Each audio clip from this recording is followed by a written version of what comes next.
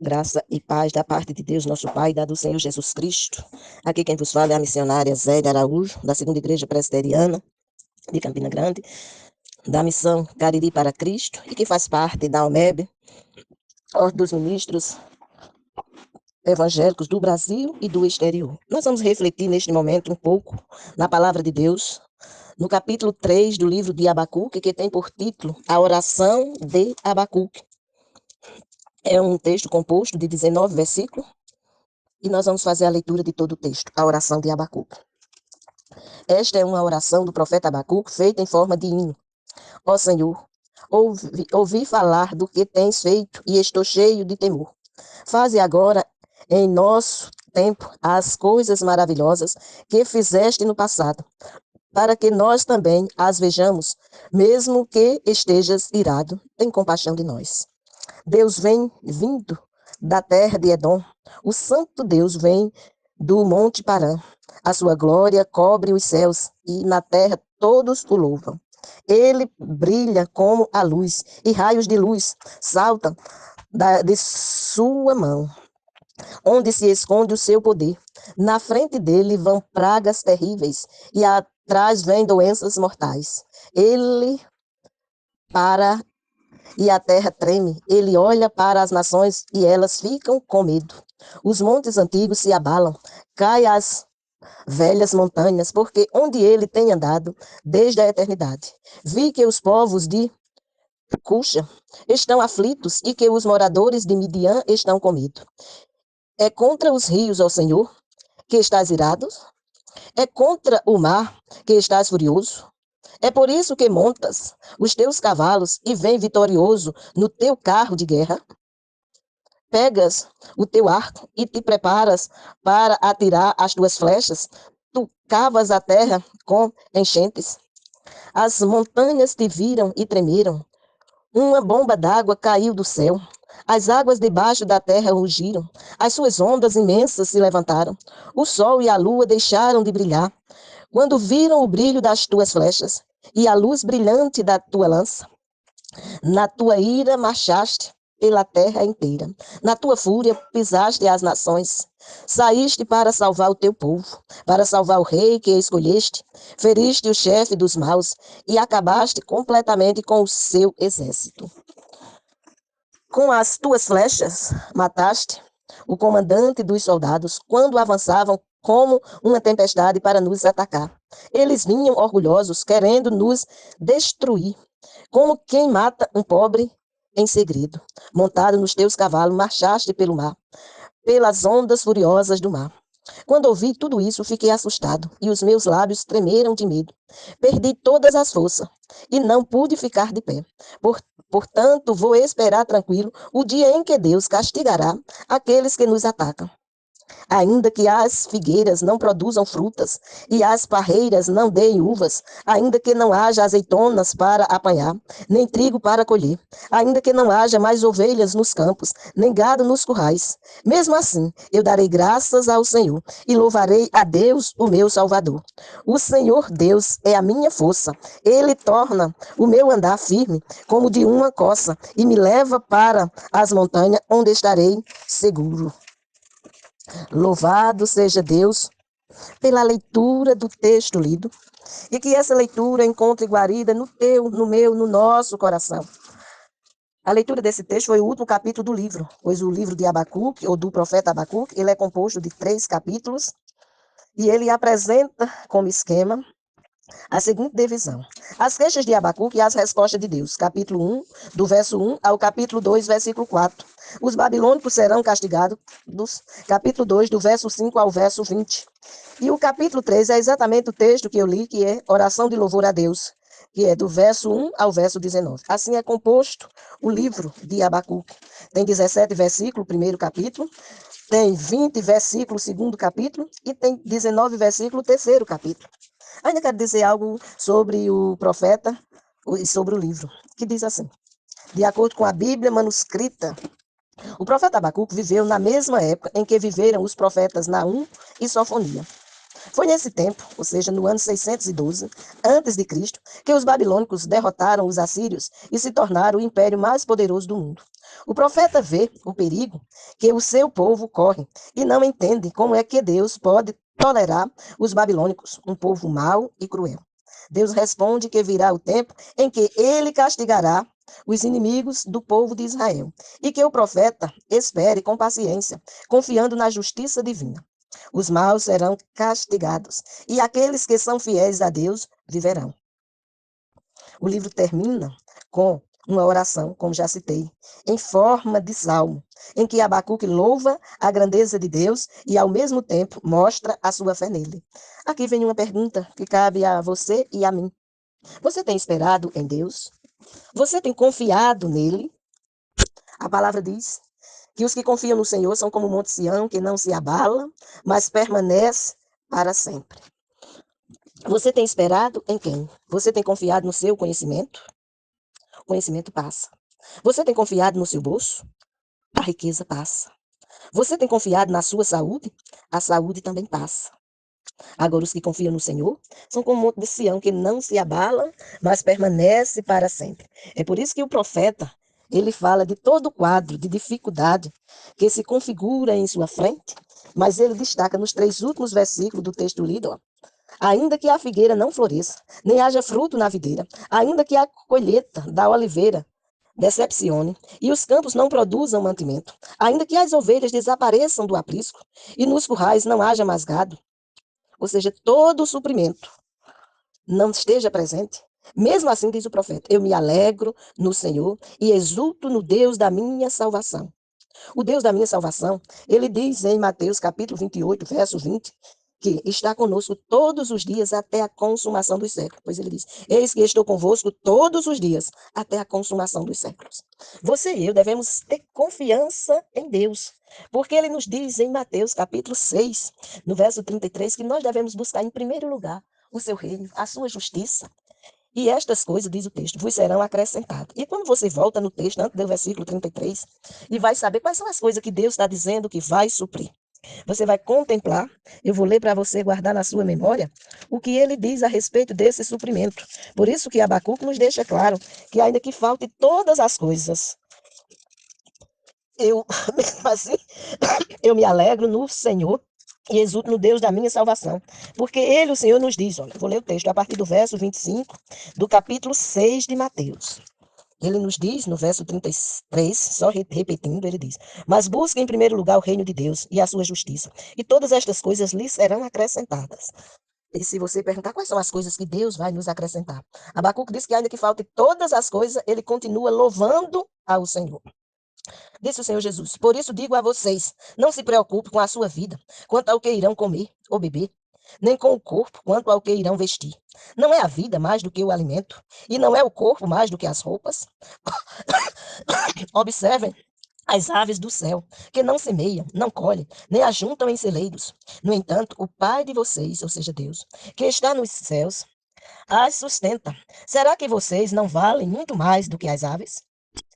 Quem de vocês podem Quem de vocês, por mais que se preocupe, pode acrescentar um côvado ao curso da sua vida?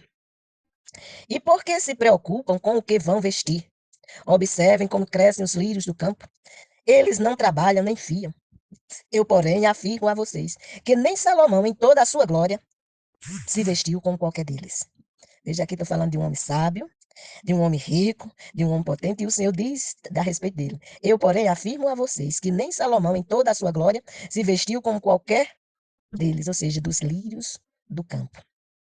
Ora, se Deus veste assim a erva do campo, que hoje existe e amanhã é lançada no forno, não fará muito mais por vocês, homens de pequena fé. Portanto, não se preocupem dizendo: que comeremos, que beberemos, ou com que nos vestiremos. Porque os gentios é que procuram todas estas coisas. O Pai de vocês, ou seja, Deus, que está no céu, sabe que vocês precisam de todas elas, ou seja, o que comer, o que beber e o que vestir. Mas busque em primeiro lugar o reino de Deus e a sua justiça, e todas estas coisas lhe serão acrescentadas, ou seja, Deus suprirá todas as nossas necessidades. Por isso Abacuque disse que mesmo que faltasse a figueira não florescesse, que não houvesse fruto na videira, que não houvesse colheita na oliveira, e os campos não produzissem mantimento, ainda que as ovelhas desapareçam do aprisco e nos currais não haja mais gado. Mesmo assim, eu me alegro no Senhor e exulto no Deus da minha salvação. O Senhor Deus é a minha fortaleza. Ele dá aos meus pés a ligeireza das costas e me faz andar nas minhas alturas. É Ele quem livra, é Ele quem protege. Por isso que ele diz em Mateus 6,34 assim: portanto, não se preocupem com o dia de amanhã, pois o amanhã trará os seus cuidados. Basta ao dia o seu próprio mal. Hoje, nós estamos no dia 29 de junho de 2025. Você já louvou a Deus neste dia pelo que Deus tem feito por você? Você já louvou a Deus porque dormiu, acordou e está ouvindo, andando, falando, caminhando? Tem uma família, tem um suprimento. Como é que você vem dizer, eu me encontro com um quadro parecido com o de Abacuque, ou que ele relatou na sua oração, no seu campo de louvor? Está me faltando suprimento, está me faltando roupa para me aquecer, está me faltando, e você possa elencar todas as suas necessidades. Lembre-se que Deus não tarda, não falta nem negligencia com aqueles que esperam nele. Ainda quero destacar umas colocações que eu considero interessante você saber a respeito do livro de Abacu, como já disse, formado de 3 capítulos, eu li o capítulo 3, ou seja, o último. Eu quero destacar as ideias centrais que se encontram neste livro. Ideias centrais em Abacuque. A primeira delas é: Deus é santo e justo, ele não é indiferente ao pecado e à injustiça. Segunda ideia central deste livro é que Deus castiga os maus no tempo devido. A terceira ideia central é que a pessoa correta espera com fé pelo cumprimento dos propósitos de Deus. Veja que em Mateus 6,34 ele deixa que cada dia cuide do seu mal. A quarta e última ideia central deste livro é que a bondade de Deus pode ser vista até mesmo nas piores situações. Deus não tarda, Deus não falta, Deus não negligencia. Ele é o mesmo ontem, hoje e será eternamente. Ainda quero dizer para você que, de acordo com a Bíblia de Estudo de Genebra, o propósito desse livro e as verdades fundamentais. Quando eu falei das ideias centrais, apresentei elas que se encontram na Bíblia visual com infográficos. Quando eu fiz uma descrição inicial sobre o livro, eu estava falando na Bíblia de Estudo manuscrita. E agora eu vou lhe apresentar as verdades fundamentais e o propósito deste livro, que se encontra na Bíblia de Estudo de Genebra. As verdades centrais, assim como as ideias centrais são 4, as verdades fundamentais também são 4. Deus nunca, a primeira verdade fundamental deste livro é que Deus nunca tolera o pecado grave entre o seu povo. A segunda verdade é que Deus pode usar incrédulos, perversos, para castigar o seu povo. A terceira verdade fundamental é que os fiéis deveriam reconhecer honestamente perante Deus as várias dificuldades que enfrentam. E a última verdade fundamental deste livro é que os fiéis deveriam aprender a confiar em Deus, mesmo quando as circunstâncias são difíceis. O propósito deste livro é guiar Israel em direção à fé em Deus, durante as provações da conquista e do exílio babilônico, ao exibir o empenho e a determinação pessoal do profeta. Você tem algum alvo na sua caminhada? Você tem alguma proposição? O livro foi escrito mais ou menos 600 anos antes de Cristo. Mas neste livro, você vai encontrar a descrição a respeito de Cristo, que também vou ler para que você possa ter em sua memória esta percepção. Cristo em Abacuque. Quando Paulo, em sua carta aos Romanos, procurou por um texto adequado para basear o seu entendimento do Evangelho, ele escolheu Abacuque 2,4, na Septuaginta, a tradução grega do Antigo Testamento. Romanos 1,17. Ele diz que o justo viverá pela fé. Conforme também Gálatas 3,11 e Hebreus 10:37 a 38. Assim como Abacuque, no capítulo 1, Paulo estava convencido de que a maldade e o pecado são incompatíveis com a santidade de Deus. E isso só pode ser resolvido por meio de intervenção divina.